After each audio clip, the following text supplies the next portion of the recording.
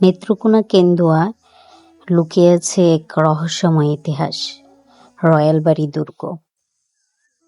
এই দুর্গটি তৈরি হয়েছিল বহু বছর আগে, কেউ বলে জমিদারের বাড়ি। যাওয়ার রাস্তায় একটু ভিডিও করে নিলাম। স্বাগতম কেন্দুয়া। এখানে রয়্যাল বাড়ির গেট দিয়ে ঢোকার সময় গেটটা, কেউ বলে প্রতিরক্ষার জন্য বানানো এক শক্তিশালী স্থাপনা। এখানে ঢোকার সময় সিঁড়ি দিয়ে তারপর একটা সুন্দর রাস্তা দিয়ে যাচ্ছি এই দুর্গটার কাছে।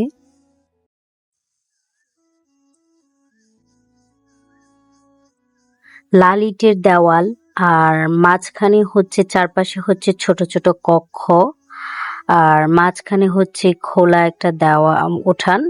এখানে আবার এই ইট পিলার উঠেছে, যে সাদা সাদা পিলার। মাঝখানে জায়গাটুকু একদম ফাঁকা আর কি। এখানে মাঝে মাঝে কিছু কিছু পিলার আছে। এখানে বাচ্চারা লাফালাফি করতেছে, একটা থেকে আরেকটাতে যাচ্ছে।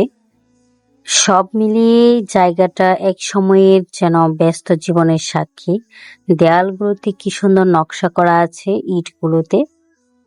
কিন্তু সবচেয়ে অবাক করা গল্প কি জানেন? লোকমুখে শোনা যায় যে পিলারগুলি নাকি গয়েবী ভাবে উঠেছিল, কিন্তু ইতিহাস বলে এটা ছিল দক্ষ কারিগরদের নিখুঁত কাজ। এখানে হচ্ছে সবকিছু বিস্তারিত দেওয়া আছে। আজ এই দুর্গটি দাঁড়িয়েছে ধ্বংসাবশেষ হয়ে, তবে প্রতিটি ইট বলে একটি হারানো সময়ের গল্প। এখানে কবরস্থানগুলো চিহ্নিত করা আছে, পাশে একটা বড় বটগাছ আছে, আর সামনে একটা পুকুরও আছে বিশাল বড়। দেখুন এক নজরে ভিতরটা কি খোলা।